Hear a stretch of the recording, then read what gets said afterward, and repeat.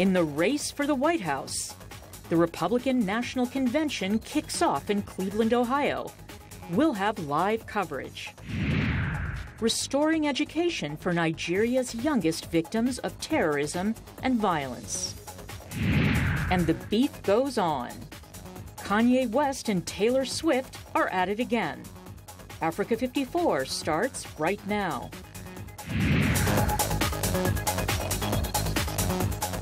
Good evening, I'm Esther Gido Yuat. This is Africa 54. Vincent Makori is on assignment.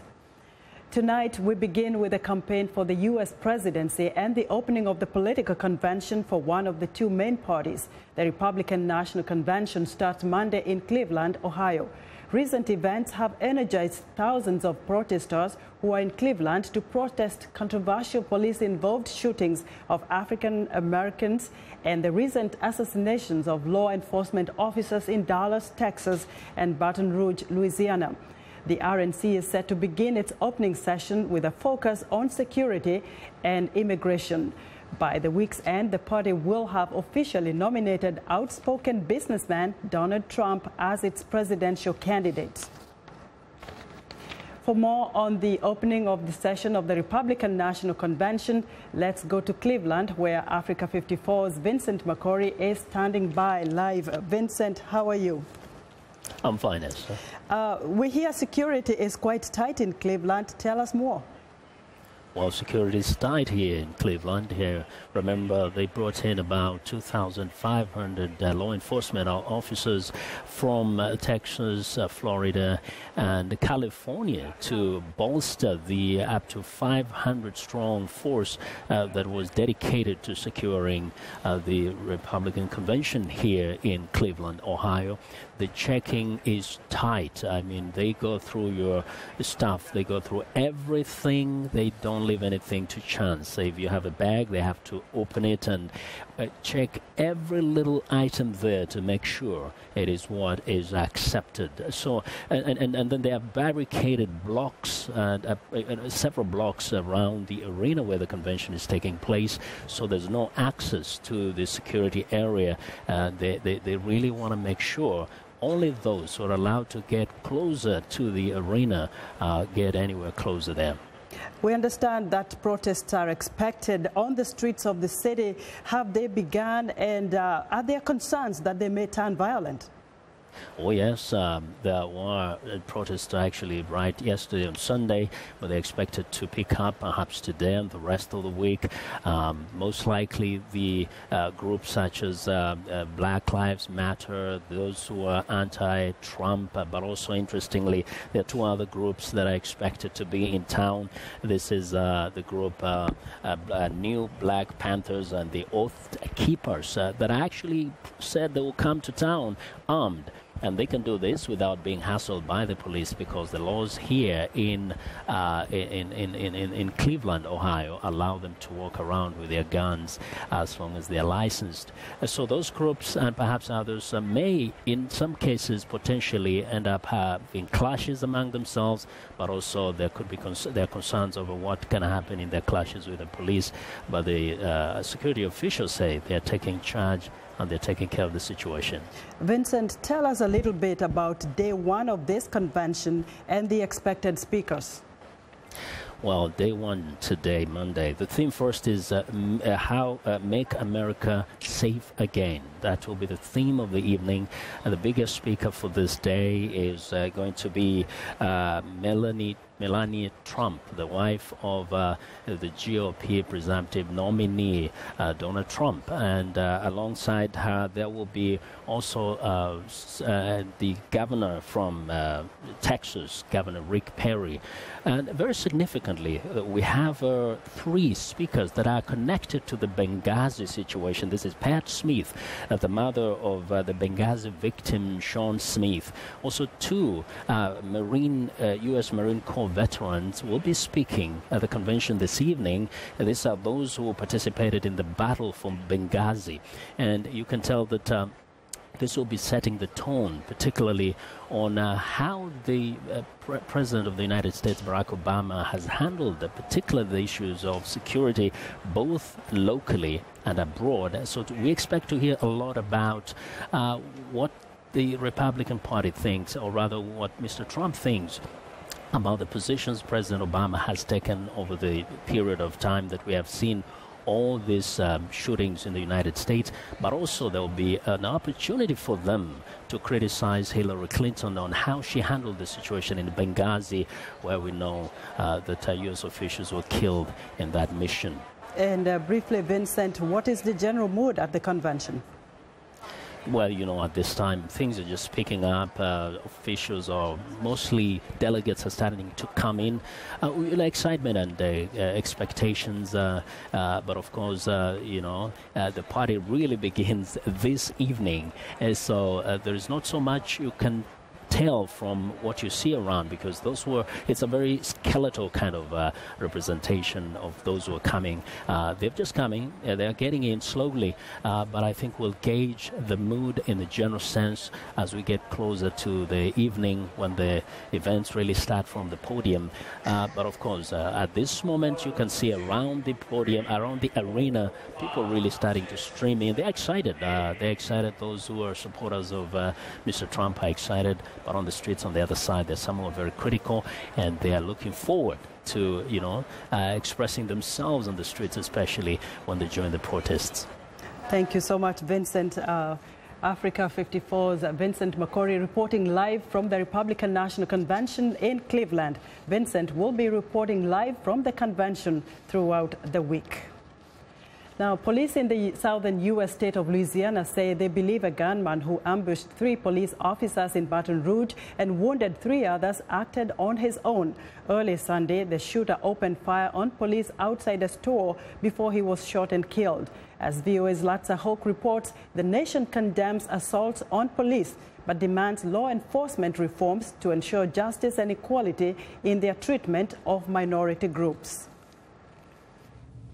Sunday's assault on police in Baton Rouge comes days after a white police officer killed an African-American man, Alton Sterling, in the same city. Recent deaths of black men at the hands of U.S. police in several cities have sparked nationwide protests and demand for police reforms. Local officials on Sunday condemned attacks on police and called for a dialogue. Until we come together as a nation, as a people, to heal as a people. If we don't do that and this madness continues, we will surely perish as a people. Americans nationwide have protested what they see as growing racial discrimination and police brutality targeting minorities. Leading rights activists attending Sterling's funeral in Baton Rouge Friday demanded justice. Wrong must be corrected and the wrong must be held accountable. But officials and community leaders say killing the police who maintain law and order is not solving any problems. There simply is no place for more violence. That doesn't help anyone. It doesn't further the conversation. It doesn't address any injustice, perceived or real. It is just an injustice in and of itself. And we are not going to tolerate more hate and violence tearing apart the communities and families of Louisiana. President Barack Obama quickly condemned the latest attack on law enforcement. Regardless of motive, the death of these 3 brave officers underscores the danger that police across the country confront every single day. And we as a nation have to be loud and clear that nothing justifies violence against law enforcement. Attacks on police are an attack on all of us and the rule of law that makes society possible. Obama pledged federal support in the Louisiana shooting investigation and asked Americans to pray for the life of an officer who was critically wounded in the attack.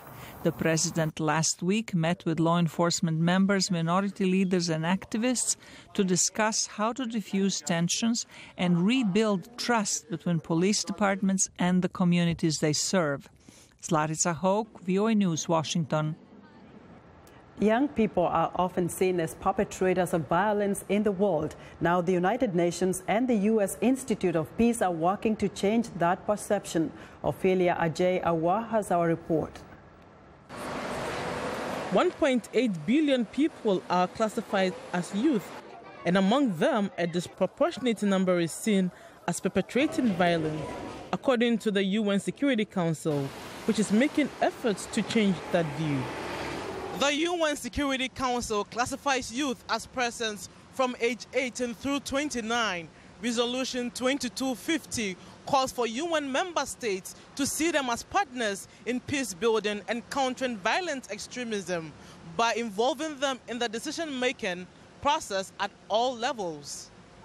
When the resolution was passed in December, the UN Secretary General's envoy on youth, Ahmad Al-Hindawi, called it a major breakthrough to change the predominantly negative narrative on youth and recognize their significant role in peace building. During a recent U.S. Institute of Peace symposium to help launch the resolution's initiative, UN youth peace builder from Nigeria, Victoria Ibiwoye, says she believes youth can take responsibility for doing more to bring peace into the world. They are able to talk to their peers, they are able to encourage them to deviate from violence and work to support peace. The United Nations says achieving results requires multiple approaches, including a socio-cultural approach that connects young people to civil society and the political arena. It's really important that the communities, that the organization and institutions believe in the power of young people, because young people have the power to change the world. Young people are not the troublemakers or the victims, they are the agents of change in the communities. U.S. Institute of Peace Associate Vice President Manal Omar says an investment in the youth is an investment in the hope for tomorrow. Ophelia Ajay-Awa for VOA News, Washington. The Islamic State terror group is claiming responsibility for Thursday's attack in Nice, France. In a statement published in an Islamic State media outlet, the extremist group called the attacker a soldier. It remains unclear whether there was any direct connection between the French-Tunisian attacker and the terrorist group.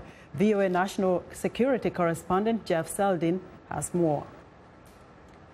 Behind the lines of red and white police tape, investigators sifting through the wreckage began shedding light on the man behind the tragedy. Mohamed Lawej Boulel, a 31-year-old Tunisian-born Frenchman known to police for armed violence.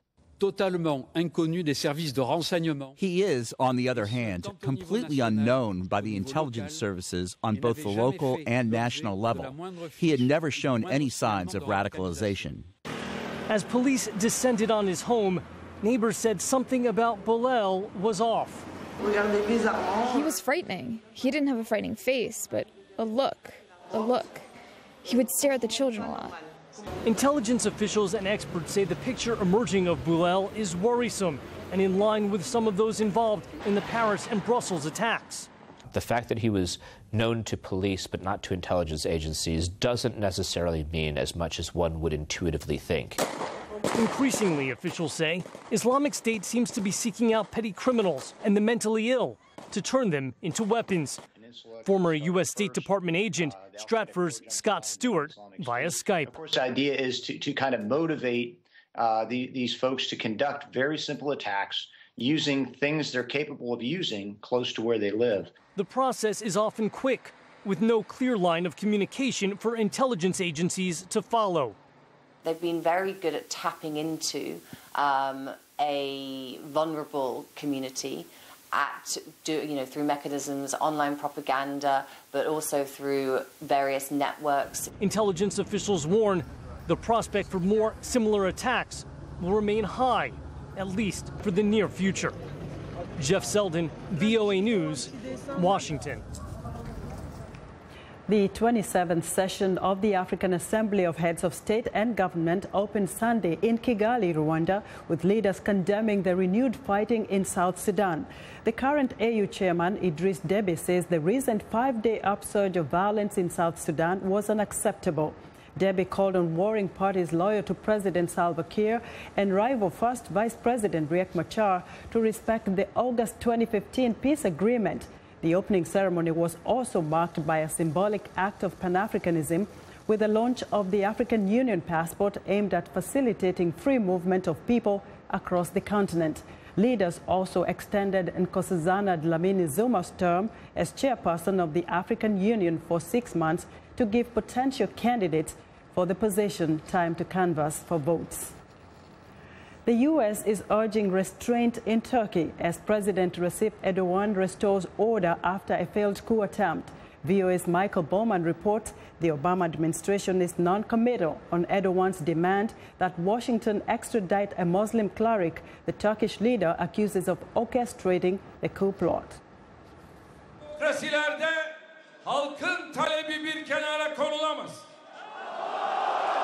As government supporters celebrated President Erdogan's survival, a crackdown was underway on suspected coup backers, with thousands arrested and promises made of more detentions to come. Yes, it appears as if he is fully in control. As Erdogan reasserts authority, the Obama administration says restraint is warranted. The coup plotters need to be held accountable, and they will be.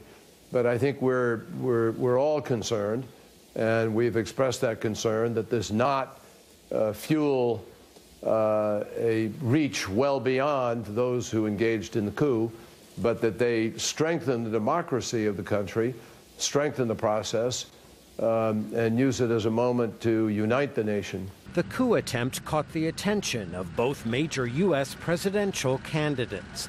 Democrat Hillary Clinton underscored her support for Turkey's democratically elected civilian government and urged no further violence and bloodshed.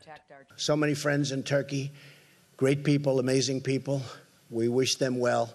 Erdogan wants the United States to hand over an exiled imam, Fethullah Gulen, a one-time ally turned critic of the Turkish leader. The faster they get us the evidence, not allegations, but evidence, we will immediately evaluate it. We have very strict standards in order to protect people's rights. The imam has denied any role in the military revolt. Michael Bowman, VOA News, Washington.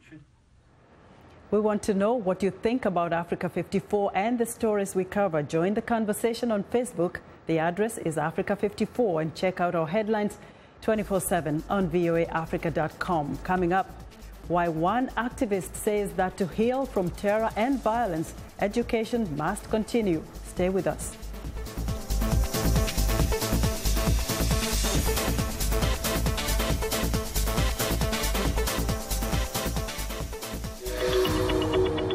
I'm Milar Sega. I'm the host of VOA's The Correspondents, a roundup of the world's top stories with analysis from our dedicated reporters. It's really a conversation the same way that you would bring a friend to your home and ask them what's going on. And our correspondents will do that and answer those questions through their own eyes. That appears a false choice in more ways than one. We can't actually put you there, but we can come pretty close. In 30 minutes, we'll show you the world.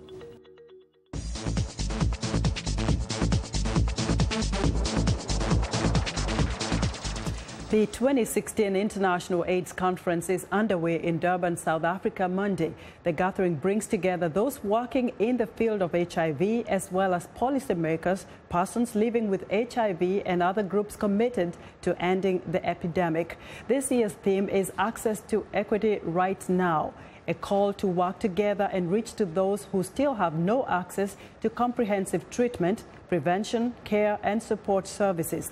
More than 60% of people living with HIV have no access to antiretroviral therapy. There is widespread stigmatization of people living with HIV and AIDS and discrimination that continues to undermine effective responses. Among those marginalized groups are the LGBT community, transgender people, sex workers, and people who use drugs. The conference ends on Friday. Now, communities in Borno State and other parts of Nigeria continue to face threats from the Boko Haram militants. Over 5 million people have been displaced, and many others face severe food shortages. Becky Gadzama lives near Sambisa Forest, where the militants are holding thousands of hostages. Becky and her husband started a school for orphaned girls whose parents have either been abducted or killed by Boko Haram.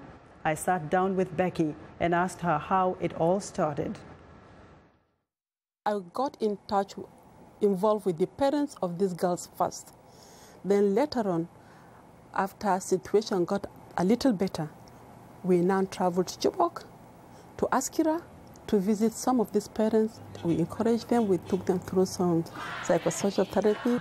Do you feel, and I'm not just saying you in person, but also as Nigerians, that the Nigerian government is doing all it can to rescue the girls? We're really believing that a change of government, bringing in President Muhammadu Buhari, will help, because we know him to be a Muslim, to be a very strict person, to be an honest person. And he had been at one time been the governor of Borno State. So we thought that he will feel it and do it. But again, the situation has remained the same. How do you feel about the international community's efforts to rescue the girls? By the time they came to help, it looks like the Nigerian system probably were not organized. There was so much uncertainty. There was so much risk, possibly, from what I read, risk in giving out self from the other countries as to whether they can be really there and really do what will help the situation. Tell us what you're doing and about the school for orphans that you've started. We went around to the most vulnerable area, the place where there are a huge density of displaced people. We set up a little thing for like 50 to 100 kids. By the time we asked the kids to come, about 1,000 kids turned up. How are you able to supply the materials and the counseling they need? We have been doing it out of our own pocket. The teachers, we recruited some of the displaced parents to be the teachers in the schools. Is there hope that those abducted by Boko Haram, the Chibok girls from the school and the others, will be rescued? We believe that these girls will be rescued, those that are still alive. Now, the rising sea levels and coastal erosion are threatening the homes and livelihoods of hundreds of thousands of people across West Africa. Emily Eob reports from Grand Lao, an Ivorian tourist destination that is slowly being washed away. The days of Grand Lao's old town are numbered. The sea has been swallowing over 1 meter of the town's coastline every year. Eugène Kofi has spent his entire life on this shrinking patch of land between sea and lagoon called Lao Panda. The sea used to be back there, 2 kilometers away. 2 kilometers away. Today, you see that it's right here. There used to be people living here. There used to be coconut trees. Coastal erosion is a natural phenomenon, but experts say human activity has accelerated it. And with global warming, sea levels are rising around the world. Here in Grand Lao, nearby government dams, as well as the local practice of taking sand to build houses, have also hurt the coastline. And many colonial buildings have already been washed away. The water now regularly reaches the church, the cemetery, and the remaining houses. When the lagoon overflows, all this here is underwater. Even at my house, it's flooded. Many houses have been abandoned along the coast, and residents have moved inland to what is known as the new town of Grand Lao.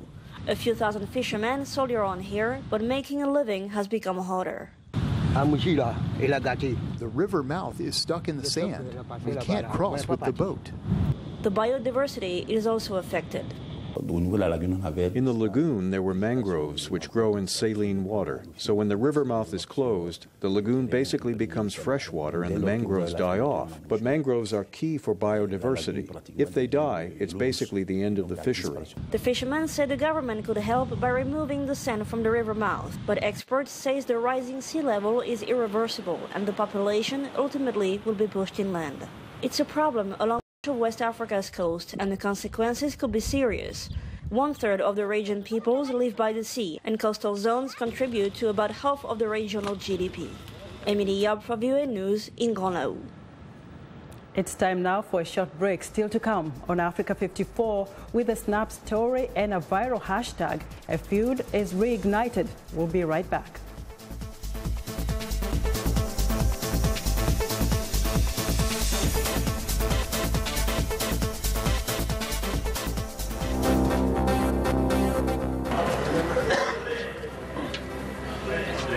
No use eyes, ear no, from neck down.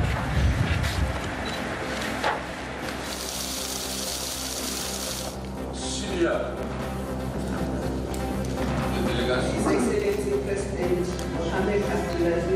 12,000 troops in Cuba. Something we categorically reject simply because third-party forces. We were not fighting the United Nations. And so we regret this. I can't think of a greater honor than giving a lecture named after Nelson Mandela.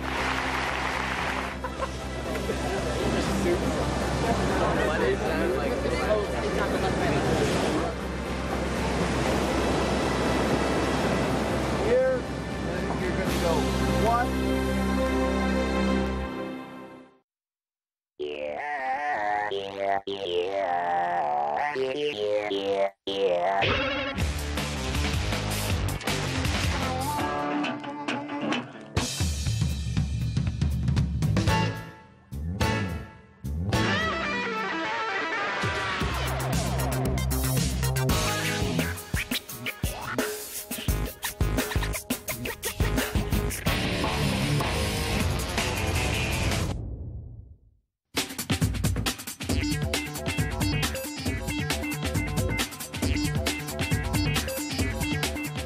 Welcome back to Africa 54. An old beef with a brand new hashtag is what's trending today. Taylor Swift has released an online statement criticizing the release of a phone call she had with rapper Kanye West. Kim Kardashian West posted a Snapchat story of Kanye appearing to speak to Taylor on a speakerphone. West appears to inform Taylor that he was referring to her in his controversial new song Famous, in which he refers to her as the B word. The voice, which is apparently Taylor's, responds that she appreciates Kanye telling her about the reference and that it can be regarded as a tongue-in-cheek. The hashtag Kim Exposed Taylor Party trended on Twitter. Now Taylor says the Snap story is character assassination and that she has been falsely painted as a liar. Next up, it's been hot on the east coast of the U.S. for days, and for the only surviving pair of giant panda twins ever born in the U.S., it was a very cool third-party celebration. The twins celebrated their birthday with cakes made of ice, bamboo, and colorful tasty vegetables. Mei Lun and Mei Huan quickly dismantled and enjoyed their treats, which were created by the Panda Care team at Zoo Atlanta.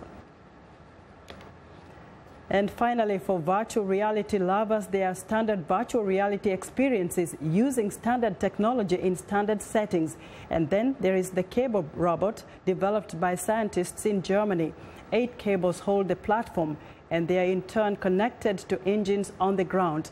The scientists use it to investigate how the balance organ in the inner ear interplays with the eyes. The robot is fully scalable and could be installed in a smaller room or something like a games arcade.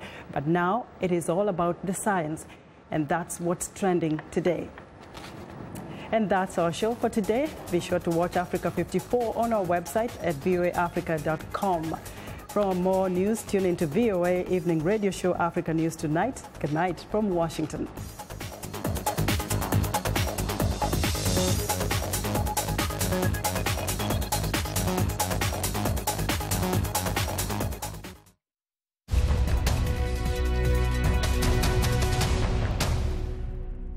Welcome to the Voice of America's Newswords. Here is a story that has to do with defects or problems with cars. Listen for the word that means to take back something. Recall. They had meetings over this defect. They shared complaints over this defect. Yet there was no investigation by the government and no recall by General Motors until 10 years later. Recall. It is a word that means to ask people officially to return something. In our story, there were major problems with some General Motors cars. The man says the U.S. government and the car company took too long to issue a recall, so the cars could be fixed. Now, when you hear the word recall, your American English will be good enough to know what this news word means.